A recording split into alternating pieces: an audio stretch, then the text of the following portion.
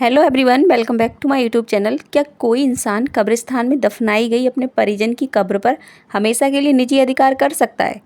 क्या उसी जगह पर दोबारा किसी और को दफनाया जा सकता है? दिल्ली की एक अदालत ने इस सवाल पर ऐसा फैसला सुनाया है कि चर्चा पूरे देश में हो रही है।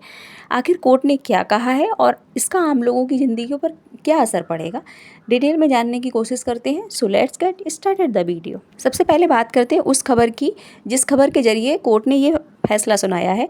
दिल्ली की एक अदालत ने एक महत्वपूर्ण याचिका को खारिज करते हुए कहा है कि पब्लिकली कब्रिस्तान की सीमित भूमि पर किसी एक व्यक्ति का निजी अधिकार नहीं हो सकता।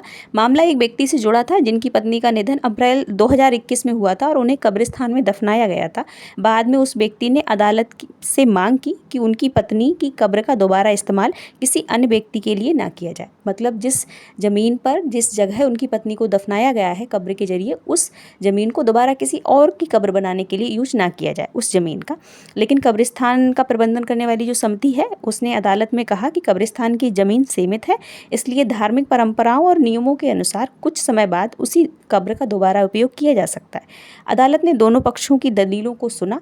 दोनों पक्षों की दलीलों को सुनने के बाद कोर्ट ने कहा कि पब्लिकली कब्रिस्तान किसी एक परिवार या व्यक्ति की निजी संपत्ति नहीं है, इसलिए किसी एक व्यक्ति को उस स्थान पर स्थायी निजी अधिकार नहीं दिया जा सकता। कोर्ट ने तर्क देते हुए कहा कि केवल भावनात्मक आधार पर ऐसा कोई आदेश नहीं दिया जा सकता जिससे कि सार्वजनिक संसाधनों का निजी उपयोग करने की अनुमति मिल जाए। मतलब सार्वजनिक संसाधनों का उपयोग सभी लोगों के हित में होना चाहिए। अगर कब्रिस्तान में जगह की कमी है और धार्मिक नियम इसकी अनुमति देते हैं तो निर्धारित प्रक्रिया के अनुसार कब्र का दोबारा उपयोग किया जा सकता है। इस फैसले से समाज को दो बातें सीखने को मिलती हैं। पहली, सार्वजनिक संपत्ति यानी पब्लिक प्रॉपर्टी पर किसी का निजी अधिकार नहीं हो सकता जब तक कि कानून इसकी अनुमति ना दे। और दूसरा, भावनाएं अपनी जगह महत्वपूर्ण हैं, लेकिन अदालतें कानून और उपलब्ध साक्ष्यों के आधार पर ही फैसला सुनाती हैं।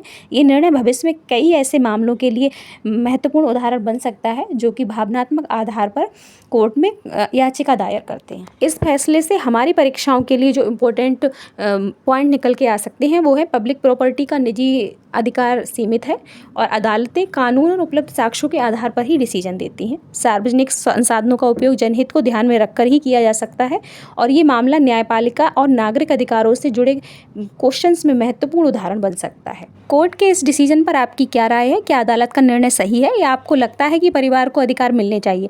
अपनी राय कमेंट बॉक्स में ज़रूर लिखें। Thank you for watching. मिलते हैं नेक्स्ट वीडियो में।